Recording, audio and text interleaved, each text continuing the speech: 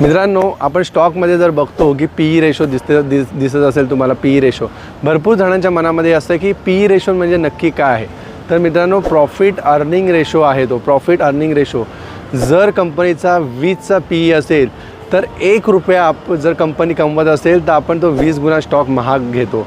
जर कंपनीचा मित्रांनो 40चा पी असेल मित्रांनो, तो कंपनी रुपया कमवत असेल तर आपण त्याला ₹40 देत असो. मित्रांनो, असं नसतं की तुम्ही बोलाल की 40चा पी असेल किंवा 50चा पी असेल तर तो शेअर्स खूप जास्तच महाग आहे.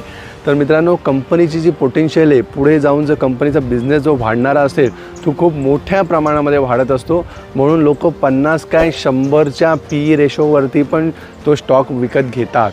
आणि मित्रांनो, अशाच प्रकारे शेअर मार्केटचं नॉलेज घेण्यासाठी, AI शिकण्यासाठी मुकुंद खानोरे यूट्यूब चॅनल आत्ता लगेच जॉईन करा. धन्यवाद.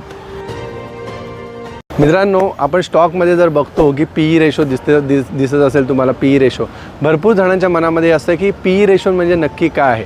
तर मित्रांनो, प्रॉफिट अर्निंग रेशो आहे तो. प्रॉफिट अर्निंग रेशो जर कंपनीचा 20चा पी असेल तर ₹1 जर कंपनी कमवत असेल तर आपण तो 20 गुणा स्टॉक महाग घेतो.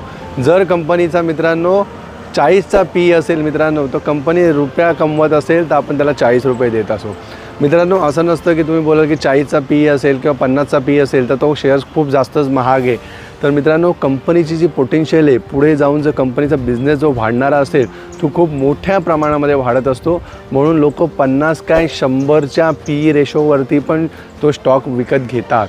आणि मित्रांनो, अशाच प्रकारे शेअर मार्केटचं नॉलेज घेण्यासाठी, AI शिकण्यासाठी मुकुंद खानोरे यूट्यूब चॅनल आत्ता लगेच जॉईन करा. धन्यवाद.